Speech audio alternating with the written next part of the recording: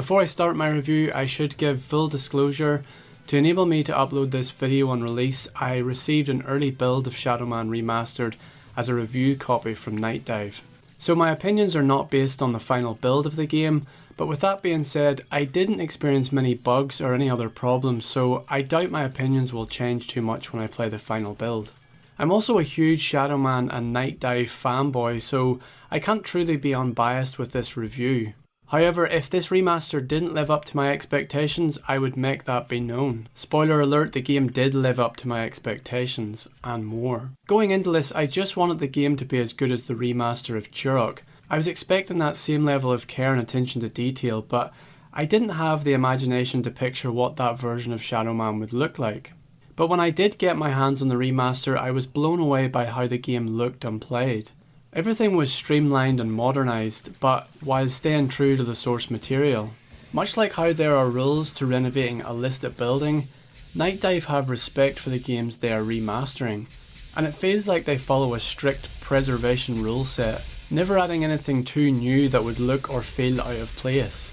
If you're planning on playing this, I would recommend you stop watching this video now and just experience the game for yourself. I'm going to be careful not to add too many spoilers, but my review of the game can never do the same justice that actually playing it will do.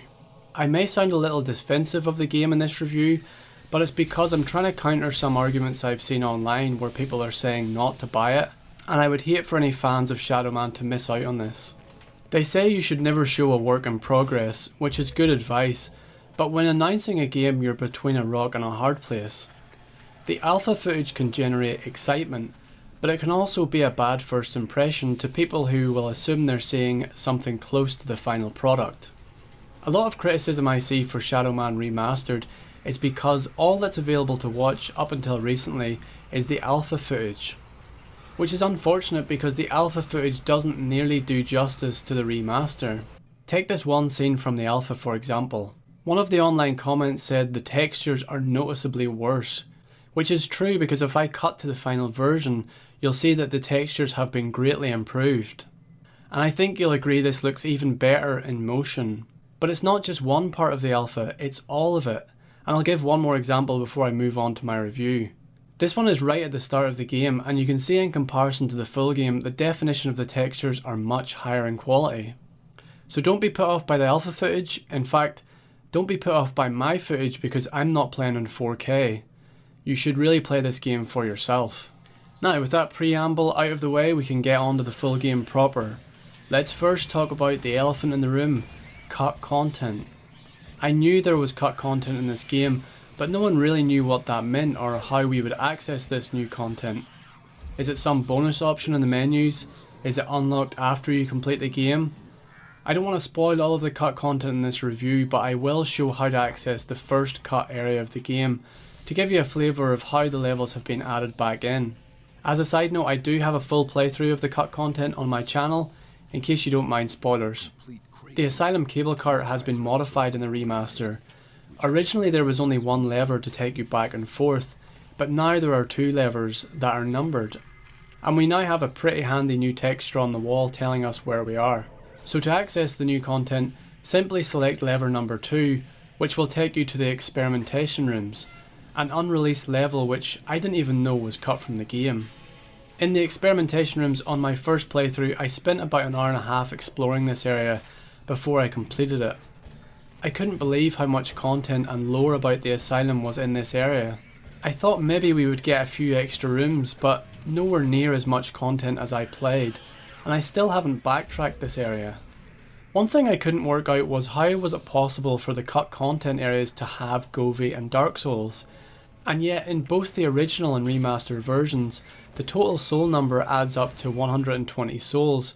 The answer is some of the original Govey have been removed and placed back in the unseen levels. For example, close to the entrance of the asylum and just before you get on the cable cart, there would normally be a Govey in this room, but in the remastered it's been replaced with a barrel. So even if you're a diehard Shadowman fan, there will be something new for you to do and plenty you haven't seen before. Which brings me to criticism number 2, just buy the £4 version off Steam or GOG. Amazingly, I've even seen people say that the remaster should be free, like NightDive should just do this out of the goodness of their heart. I don't know if this is because games like Fortnite and other mobile games are free to play, even though they make millions of dollars, or it's because there are free fan remakes, and we'll get to that later, but it never ceases to amaze me how many people expect something for nothing. It's true you can still buy the GOG version, and in fact if you're a fan like me you might still have the physical versions of Shadow Man, but to play them you're missing the point of the remaster. It's worth playing the remaster just for the cut content alone. This isn't something the original or a fan remake can offer you, and I think Shadow Man fans should really be thankful for the efforts that NightDive have put in to bringing these unseen and unplayed levels back to life. Otherwise they might have been lost to history forever, which would have been a huge shame. There's a huge improvement with the game's controls. The game now has the type of responsive controls that modern gamers have come to expect. Shadow Man is and always has been an action adventure with platforming elements, and it's the platforming part that's important when it comes to good controls. In some ways the improvement with the controls may be overlooked as a small feature, but good controls are the difference between making a jump or not making a jump. More fluid controls also makes the difference when fighting enemies. It was only when I went back to the old version I noticed the movement is really sluggish, so it's hard to quickly turn and make precise shots between enemies. But making the controls better, and therefore making the combat much easier in the remaster, presents NightDive with a problem. What if these new controls make the game too easy? I'm going to show you how NightDive fixed this potential problem. Let's take a look at that same section of the game in the remaster, and you'll see that I'm putting even more shots into the sniper hogs, but it's not enough to kill them. I believe when NightDive playtested the game with the improved controls, it made playing the game uncompetitive. So they increased the health of the sniper hogs to keep the challenge in the game. I can't confirm if that's true because I haven't asked NightDive, but it's just what I think happened. Now let's talk about the HD textures. First off, I should say that you can actually turn the HD textures off in the menus. I've seen some comments online where it says it would be cool if you could play with the original textures, so I can confirm that you can do this. What's really interesting to me is that when you do change back to the old textures, the new lighting system is still there. So even playing with the old textures, it's still a new and better experience. So for example, here's the original game, here's the remaster with the HD textures turned off, and here's the remaster with the HD textures turned on. Although a lot of care has gone into replacing these textures, I've seen people online argue that the NightDive remaster is no different than a fan HD texture mod that you can download. I should firstly say that this simply isn't true.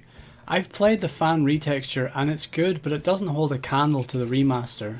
And if you play the remaster for yourself, you'll see that a lot of craftsmanship has gone into the selection and creation of these textures.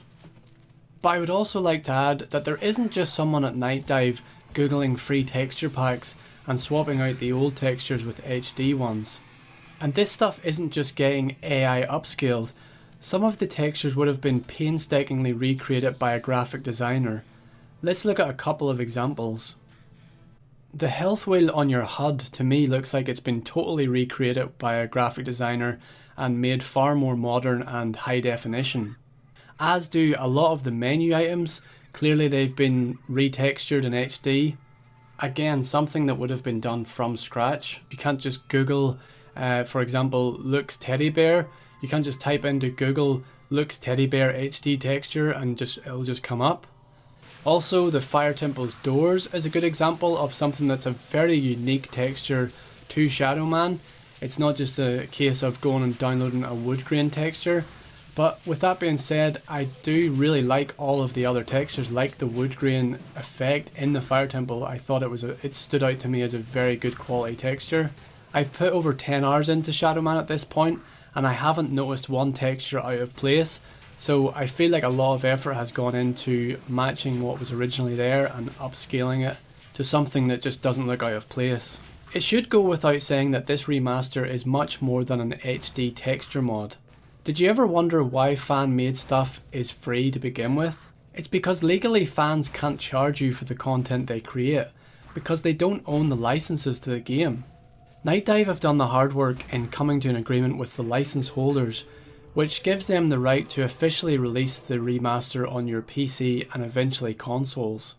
Fans can't do this, and you'll never get that with a fan remake, or if you do, it'll probably be quickly taken down because they'll get sued.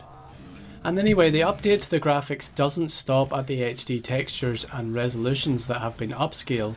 If you know anything about photography, you'll know that lighting is everything, and the same ethos is true when rendering in a game engine.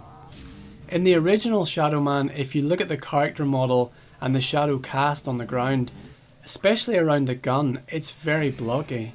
You can see the outline of the low poly bullet, but compare that to the remaster and the shadows are a lot more believable.